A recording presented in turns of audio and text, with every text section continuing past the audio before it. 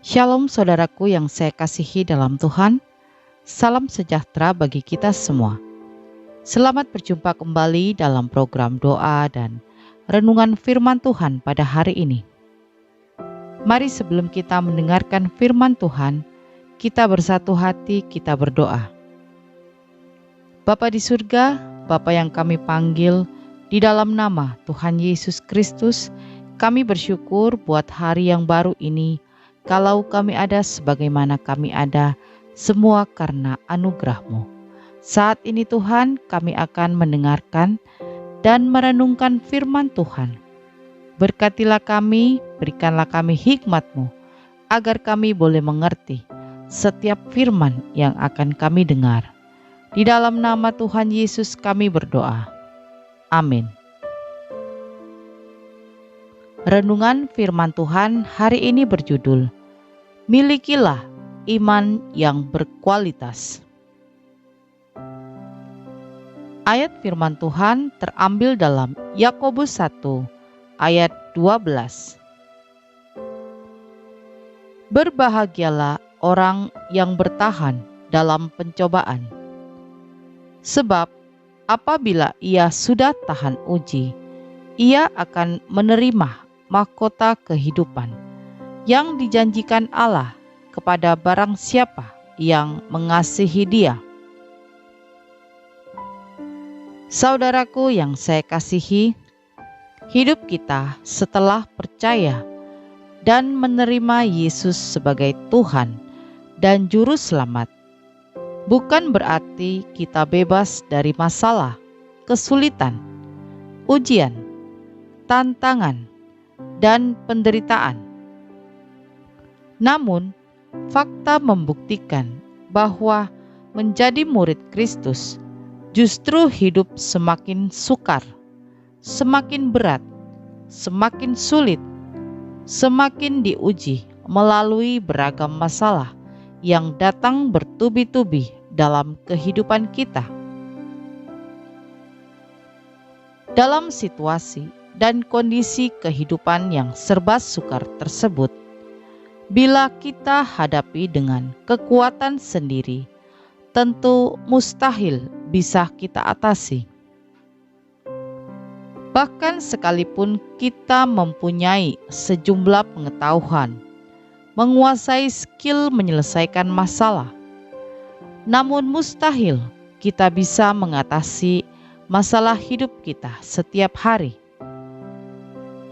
Namun, kita bersyukur bahwa sekalipun hidup kita tidak semudah membalikkan telapak tangan, Tuhan Yesus mengaruniakan iman kepada kita sebagai sarana atau alat yang bisa kita gunakan untuk mengatasi beragam ujian, tantangan, masalah, dan penderitaan di kehidupan kita.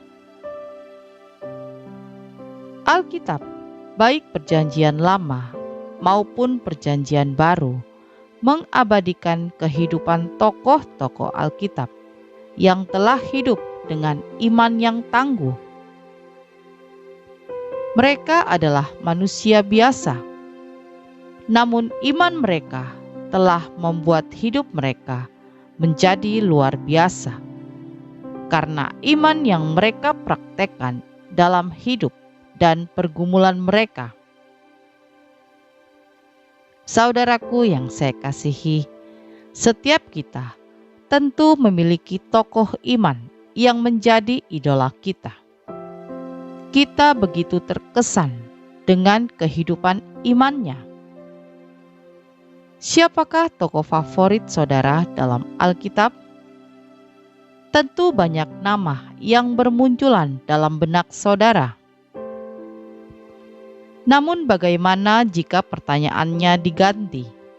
Siapakah tokoh Alkitab yang sering dipuji karena imannya? Ya, jawabannya hanya satu, Abraham. Abraham disebut sebagai bapa orang beriman, tentunya bukan tanpa sebab. Dalam Roma 4 ayat 18 bagian A dikatakan, sebab sekalipun tidak ada dasar untuk berharap, namun Abraham berharap juga dan percaya. Jelas kita semua mengetahui bahwa saat ia menerima janji Tuhan, secara mata jasmani sangatlah mustahil baginya untuk memiliki keturunan. Namun sangat jelas tertulis di Alkitab bahwa iman Abraham sangat kokoh dalam Tuhan. Fondasi imannya adalah perkataan firman Tuhan saja. Apapun kondisinya, Abraham tetap percaya pada perkataan dan janji Tuhan. Karena imannya ini, Abraham tahan uji di hadapan Allah dan menerima yang dijanjikan. Saudaraku yang saya kasihi, setiap kita mempunyai ujian masing-masing, proses masing-masing. Mungkin saat ini kita sedang mengalami pencobaan dalam hal keuangan. Misalnya saja, kita rindu mempunyai sebuah rumah, tetapi tidak punya uang.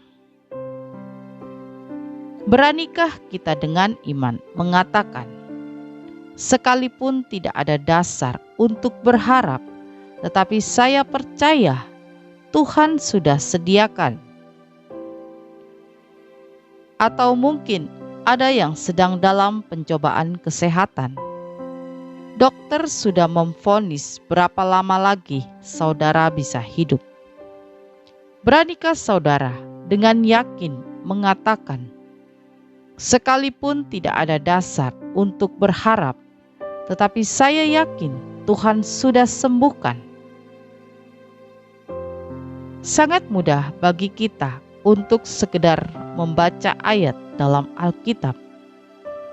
Tetapi sanggupkah kita mempraktekannya dalam kehidupan kita?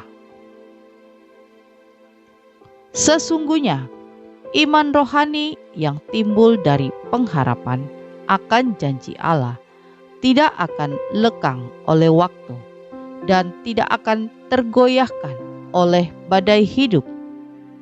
Karena oleh iman, kita boleh meyakini bahwa Tuhanlah yang tengah berperang ganti kita.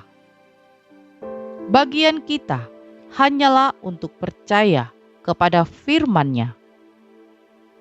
Oleh sebab itu, mulailah mendekatkan diri kepada firman-Nya. Bacalah Alkitab setiap hari. Bukankah firman Tuhan berkata bahwa iman timbul dari pendengaran?